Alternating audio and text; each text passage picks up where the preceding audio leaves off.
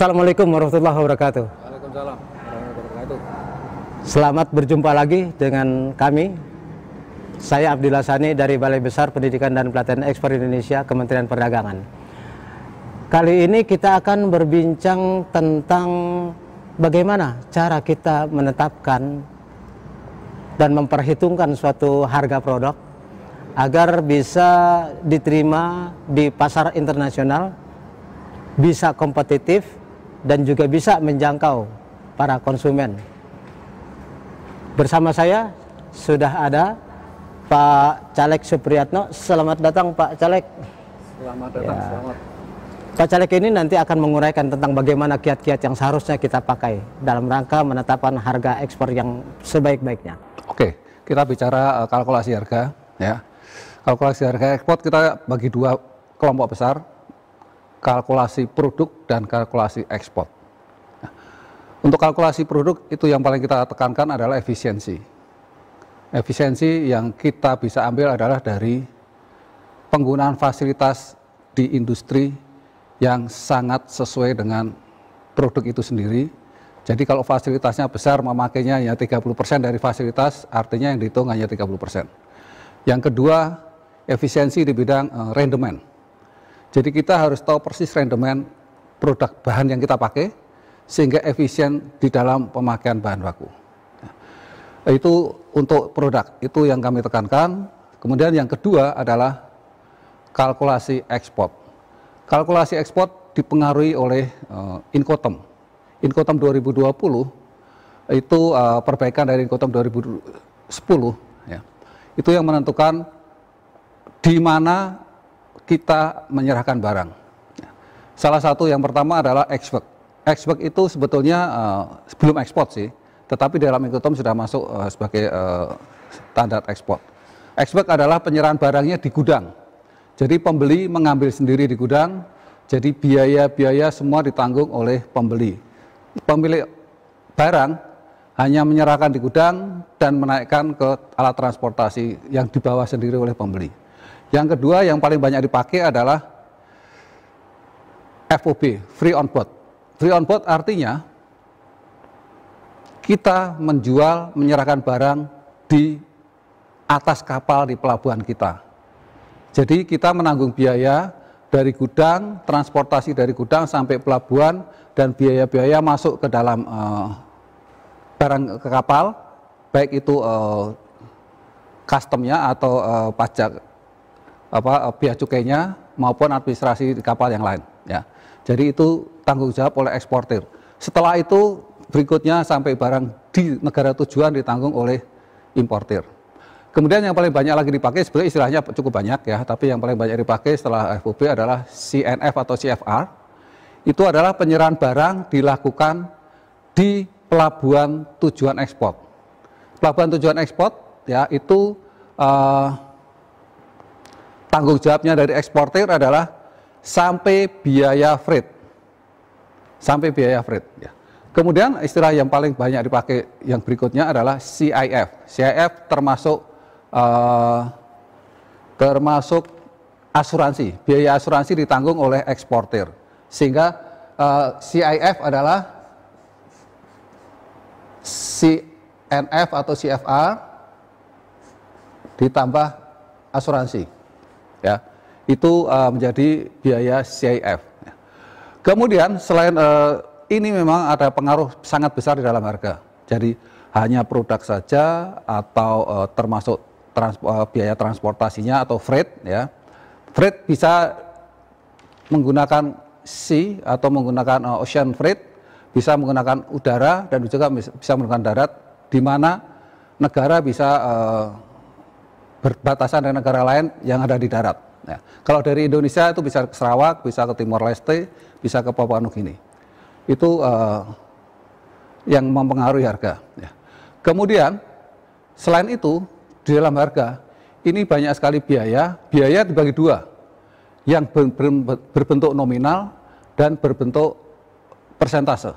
Nah itu kita kelompokkan. Karena dalam biaya itu kalau yang berbentuk persentase itu bisa berdasarkan dari harga pokok atau berdasarkan dari harga jual. Contohnya begini, kalau kita harus bayar PPN, jadi seperti tadi ex-work itu artinya terjadi transaksi lokal, belum ekspor ya, karena transaksinya adalah di gudang, itu penjual wajib membayar PPN karena terjadi transaksi lokal. Di Indonesia PPN-nya adalah 10%. Itu artinya dari harga jual atau invoice ditambah 10%. Sehingga menerima bayaran dari si pembelinya 110%. Tetapi yang lain-lain, persentase yang lain, biaya-biaya persentase yang lain, itu biasanya diambil dari invoice. Ya, jadi misalnya ada biaya, katakan saja ekspornya tidak langsung, tapi melalui agen, ada biaya agen. Nah, agen misalnya contohnya 5% atau 3% ya, itu tergantung, semuanya tergantung negosiasi. Misalnya 3%, itu adalah 3% dari invoice. Kemudian juga biaya asuransi, misalnya 0,5% atau 0,1% atau 1%, itu dari invoice. Ya. Kemudian juga biaya-biaya yang lain yang pakai persentase kebanyakan dari invoice. Sehingga di dalam kalkulasi ini biar efisien itu dikelompokkan, biaya nominal dijumlahkan, biaya persentase dijumlahkan. Sehingga nanti tidak salah dalam perhitungan, sehingga hasil angkanya adalah bagus. Ya.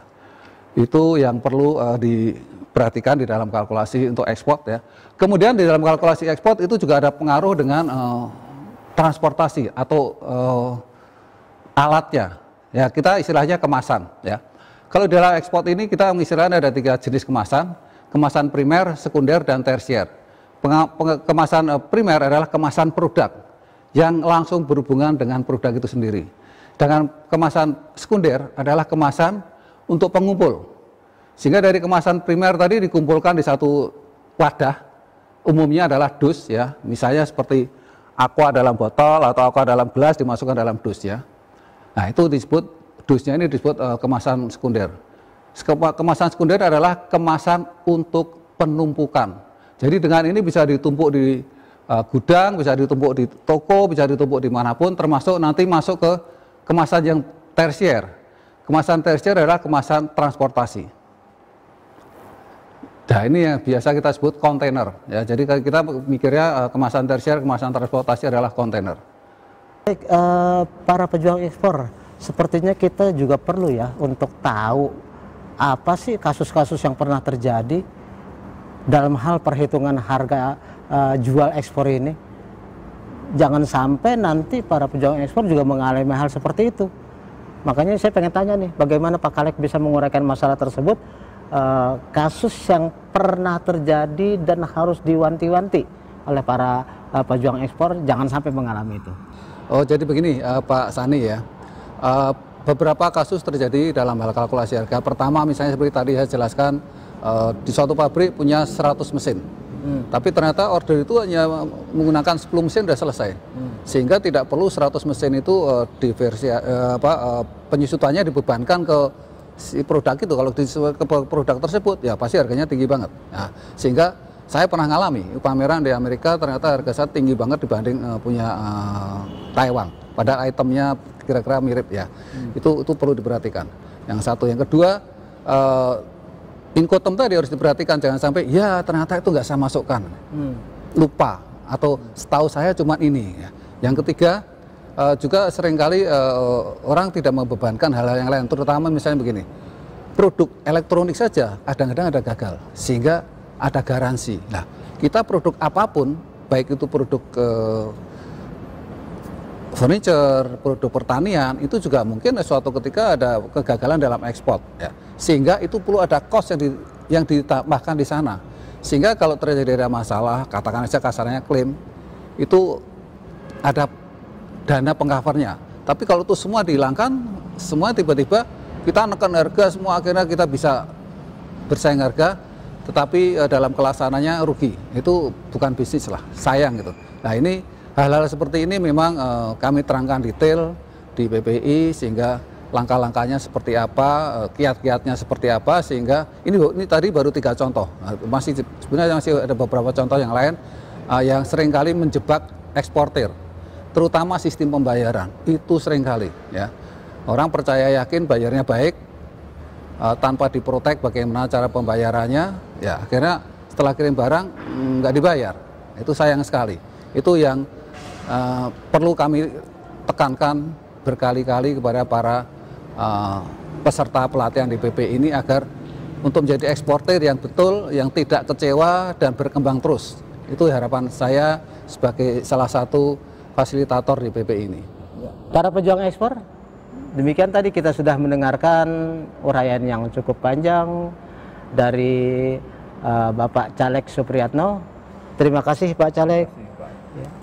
Mudah-mudahan berikutnya nanti kita akan bisa melanjutkan dengan topik-topik lain, dengan mengundang fasilitator lain yang berkualitas dari Balai Besar Pendidikan dan Pelatihan Ekspor Indonesia. Sampai jumpa lagi di lain topik. Saya akhiri. Assalamualaikum warahmatullahi wabarakatuh.